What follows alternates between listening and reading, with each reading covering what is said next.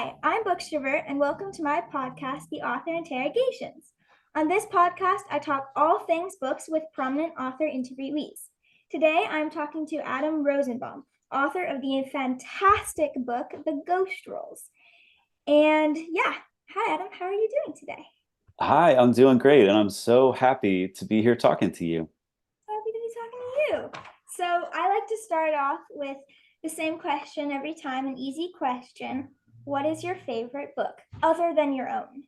Ooh, favorite book of all time, favorite middle grade book. All time. I know it's a hard question. There's so It many. is hard. It's very hard. Okay, I'm gonna tell you my current favorite that I've been talking about all the time. It's When You Reach Me by Rebecca Stead. She's one of my very favorite authors. She writes middle grade books like I do. And When You Reach Me won the Newbery Award a few years back. And it is so fun. And I've read it and reread it and like told people to get it and bought it for people. I really have a soft spot for it. What's it about? It is about a girl named Miranda, and she lives with her single mom in New York City in like the late 70s, I think. And her mom really wants to be on this game show. And so she's helping her mom be on this game show. And she starts getting these mysterious notes, like left around her house and around her apartment.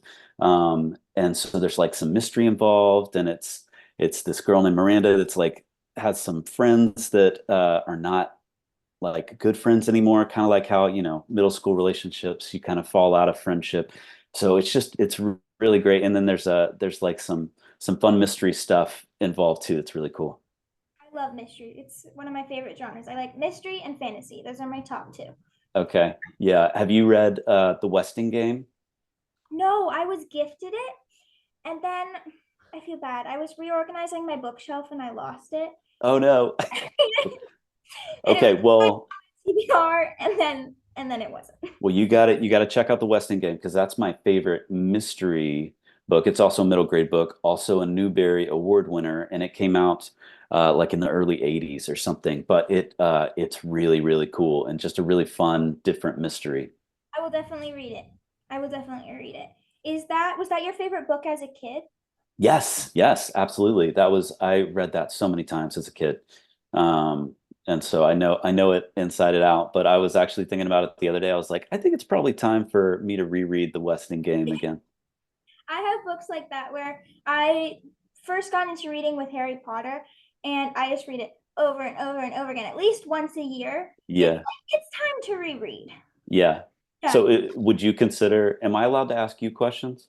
you can ask me questions. Okay. Would you consider the Harry Potter series like your favorite book? I'd say it's one of my favorite books. Okay. I have a few. I like Harry Potter. Yeah. I like The Curious League of Detectives and Thieves. That's a good. Yeah. I like, God, I love so many books. There's so many to choose from. I like Nancy Drew Diaries. It's a really good Yeah. mystery series. It's Nancy Drew, but a modern retelling, and it solves a lot of the more maybe okay things that you can say in like the 50s when it came out, but some racist and sexist things that are not Yeah. okay now. And it really, I like it because it's a modern retelling of it. So it kind of solves those issues, and it just becomes such a great book, and they flesh out the characters. It's really good. And I like the Hunger Games. I like so many books. There are I so know that. I mean, that's one of my favorite things about following you so far is just like your joy of reading is so obvious. It's really infectious. Like I love hearing you talk about books. It's fun. thank you so much. Do your childhood favorite books influence what you write? Did it influence the ghost rules? Ooh, wow. Yes, absolutely. In indirect ways. I don't know that I there when I was writing this, I don't think I ever was like, "Ooh, I'm going to pull from this book and this book." But looking back, I think it's really obvious. There's a book called Maniac Magee that came out in the 90s, also a Newbery winner, that I read and read and read. And that's another book like you were talking about, the Nancy Drew books. there's some stuff in that book that probably needs to have a new conversation in the current day. But I went back and I reread it after I finished the Ghost Rules, and I was like, oh man, I there were a lot of influences from that book on the Ghost Rules that I didn't even realize, which is kind of fun to find out. It's like little Easter eggs you didn't even know were there. Totally. Yeah, that's a really fun way to look at it. Is that where Elwood McGee, is that where the last name came from? That's that's a really good question. I don't think so. I had a different reason for McGee, but after rereading Maniac McGee, I kind of was like, oh, I wonder if that was like cemented on my brain. No, I actually did Elwood. This is one of my favorite things to talk about because a lot of people haven't heard of this movie. So there's a movie um, from the 1950s called Harvey. I don't know if you've heard of it. A lot of people haven't. So it's a black and white movie. It's super old. Um, it stars this man named Jimmy Stewart, who like probably your great grandparents watched. The problem with me is I grew up watching all these old black and white movies. My mom forced me to watch them, and I would hate them. But then now I love them. But there's this movie from 1950 called Harvey, and this guy named Jimmy Stewart is best friends uh, with this 6 foot tall rabbit named Harvey that's invisible. And he's the only one that can see Harvey. No one else can see him, but he's convinced that Harvey is real. And it's such a charming movie. It's really funny. It's just really sweet. And I've always loved the name Elwood because Jimmy Stewart's character is Elwood P. Dowd. And so my main character is Elwood P. McGee, kind of in honor of that character. That's so great. So thank you. That was such an amazing answer. So for those of you who don't know, I'm just going to give a little synopsis of the Ghost Rules. Great. So Ghost Rules is about 12-year-old Elwood McGee, who has just moved to a small town in Tennessee after the death of his older brother, a death that he believes is his fault. Once he moves into his new home, he discovers that he has ghost sight, which means he can see and talk to ghosts. Elwood becomes determined to use his newfound powers to talk to his brother one last time. Along the way, he learns about grief and how to deal with it. One of my favorite things about the book is actually how he deals with the grief and how the story is deals with like a really tough subject, but in a lighthearted and heartwarming way. So my question for you, Adam, is how did you find the right balance between the hard subject of dealing with grief while still making the book light, digestible, and even humorous? Wow. Well, first of all, that's a fantastic summary. I feel like you probably summarized that book better than I have in recent interviews. So I probably need to take that straight from you. But that's a great question. Um, it's really interesting to me how many people who have read the book have really been drawn to that element of, excuse me, it's really been interesting how many people have been drawn to that element of grief because when I was writing it, although it was definitely on my mind, it wasn't like I didn't intend to write a book about grief. I Yeah. just writing a book about these funny ghosts, and I kind of found a character in Elwood that I really liked, and then I found his two best friends, and I was like, oh, that's kind of fun. And I tried to figure out like what this boy like what would be a journey that a boy that could see ghosts would have.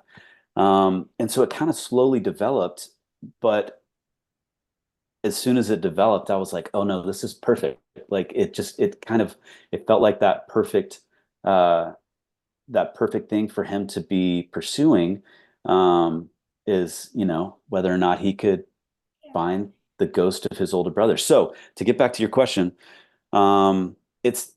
it is a really tough thing, and I think that it went through many, many, many drafts to get it right because my first draft I think was probably way overly sappy and like just way too much emphasis on the grief.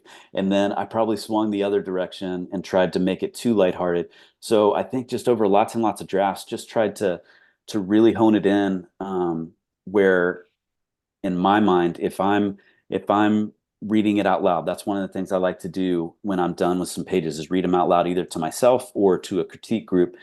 Um, and if I'm feeling myself get too sappy, then I know I need to come in with a little humor or something. If I feel like it's getting too like annoyingly funny, then I know I need to come in with something a little more emotional. So I don't always get it right, but that's definitely something that I strive for. So that's cool that you noticed that. I definitely think you got it right in the end. I'm always interested in how stories change along the way of their book journey. And did you always know it would be about a little brother and older brother, or was it a sister at some point, two sisters? How did that all kind of evolve? Oh, goodness. This book has evolved so much over the years. So way back in 2010, I was living in Los Angeles.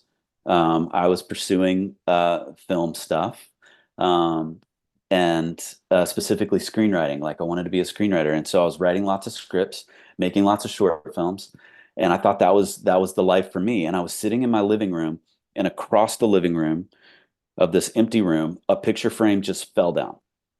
And I think as a kid, I probably would have been freaked out, like, oh my gosh, it's a ghost. But as an adult living in Los Angeles, I was like, oh, that's funny. I wonder if it was a ghost that bumped into the table because he's clumsy. And so I had this idea, and immediately I sat down and I wrote the whole first chapter of the Ghost Rules right there. But I was like, well, what am I supposed to do with this? Like, I'm a screenwriter. I'm like making short films. Like, what am I supposed to do with this chapter of a novel? So I just put it away because I had no idea what to do with it. I just had this chapter about funny, silly, clumsy ghosts. Um, and then let's see, at the beginning of 2020, I joined a critique group and they were like, bring something in that you're proud of. So I was like, uh-oh, I don't know what to bring in. So I brought in that first chapter and I read it aloud and people were laughing at it. And I was like, oh, maybe there's something here. Maybe I should give this a shot. So that's when I really started digging into the story. And at first uh, it was two boys and a girl, and there was like a haunted house in the woods, and there was a painting and a cat. And I was like, I've seen this a million times. Like, what am I doing? This is terrible. And so I went back to the drawing board and was like, okay, I want to really dig in deep to Elwood. And that's where the older brother came in. So he kind of came in probably to the middle of the process, but I didn't realize that he was going to die right at first. Like it took a little bit further, more pages, more pages. I think that's the thing about me as a writer is that I just fail so much, like so many like terrible drafts and terrible chapters, and before I can get it right. And it's just writing and writing and rewriting and rewriting and trying to dig that story out. So eventually, Noah came out of the process and his character, and I realized what their relationship would be, and I realized how powerful it would be if Elwood felt responsible for his death and wanted to find his brother one more time. And that ultimately felt like the best journey, way better than that cat and painting in the haunted house in the woods. So the story is like 14 years old. It started in 2010. That first chapter, and what's crazy is so much of the book went through so many changes, but that first chapter is almost unchanged from the very first time I like sat down at my computer and wrote it in like 30 minutes, just really, really quick, way back in 2010. You probably won't overthinking it. You were just, Exactly. this is my idea. I don't have anything to do with it, so it doesn't really matter. You know what? That's a lesson I wish I could ingrain into my head because the chapters that I do that and I just go are my favorite chapters. Like the chapter about Noah is a very emotional chapter for me. And I was sitting on my back porch, um, and I was like, okay, like I guess I need to write a chapter about Noah. So I just like started typing Elwood's voice saying, I guess I need to talk about Noah. And it just exploded out of me. And that was another, like I probably sat there for an hour, wrote the entire chapter, and that chapter is virtually unchanged from the time I wrote it to the finished version. And every other chapter in the book has gone through so many changes. So many different characters have come and gone, and plots have come and gone. But when I sit down and I just stop thinking about it and I just write, those are some of my very favorite moments. That's really cool. When you write, are you getting into the writing process a bit? Are you a plotter or a pantser? When you write, do you plot everything out point by point, or do you fly by the seat of your pants, so to speak, just writing what comes to you? Okay, let me ask you a question. Okay, That's a question that a writer asks. Are you a writer? yes, I am. Okay, what are you? I'll give you my answer in a second, but what are you? Oh, I'm a plotter all the way. If I just sit down and write, it becomes an utter mess and I cannot do anything with it and it just goes on and on with no point. But if I plot it out, then it's good and it becomes something and I'm actually proud of it. So I've learned just plot it out first and then that's my process. So just plot it out and then it will be good. I love that. I love that so much. So when I was writing screenplays in Hollywood, I was 100% plotter. Everything was very detailed outlines. I knew exactly where everything was going to go before I even started the actual document. But as I've been writing novels, I have found myself drifting a little bit into the Panther side. Not fully, but I feel like right now I'm right smack dab in the middle. Like I like to know some overall beats. I like to know my ending. And I have a couple of mile markers along the way, like, okay, I think around 60% I need to do this. But chapter to chapter, I will just kind of see what happens. And it's a little scary because I'm like you, where I used to be a full plotter. So it's a little scary, but it also is kind of exciting because I have found that the more I do it and the more comfortable I get with it, the characters will just kind of take over sometimes, which is like this weird thing that I used to hear authors talk about. And I was like, what are you talking about? Like the characters start talking to you. Like, what are you talking about? But like, that's what happens is in this, when you really like embrace the Pantser philosophy, at least for me, is I will just find the characters say something and I'm like, well, wait a second, where did that come from? And then I'll, pursue that a little bit and see if there's anything there. So that's a long answer. I'm right in the middle, a little bit of both. Do you have any fun anecdotes about your writing process for the book, research wise, character creation, etc.? Oh, that's a good question. Um, well, this isn't necessarily fun, but so I told you I brought the first chapter in to its critique group at the very beginning of 2020. So we met in person. Uh, it was like February of 2020, and then everything went into lockdown. And so the rest of 2020, my critique group met over Zoom every few weeks, and I would bring in a new chapter every time. So I was writing this book about grief and loss at the same time that the world was experiencing a lot of grief and loss. And it's one of those things where I don't think I ever made the conscious. Um, I never realized the connection, but I think there has to be a connection in there. Just seeing my kids go through all of the different losses along the way that they experienced, and the losses that I went through, and other family members and friends who lost loved ones, and everything during the pandemic. So I think that has to be reflected in there somewhere, I think probably. I mean, your life experience just kind of writes what you write. If you experience, like, if you're writing about a super like joyous journey across America, like a little road trip, and then suddenly your grandpa dies, your writing is not going to be the same because artists, they write and they paint and blah blah blah their emotions and who they are. And if you're not feeling one way, you're not going to be able to write one way. 100%. Switching topics a bit, I know that this is your debut novel. Did you go through the whole querying experience? I did, and it is harrowing to say the least.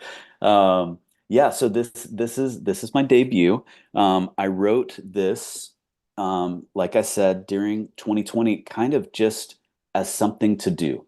I did not intend for this to happen. I think I would have always said I wanted it to happen, but I kind of just needed something from my brain, my creative brain, to do during the pandemic. And as I was bringing in pages to my critique group, it was going well, and they were laughing at the right spots and getting emotional at the right spots, and I felt like maybe there's something here after all. So I wrote the whole thing from February through December in 2020, and then I spent a few months revising the first little bit of 21, and I was like, I think this is pretty good. Like I don't know, but I think this is pretty good. Like maybe I should take it out and query and see.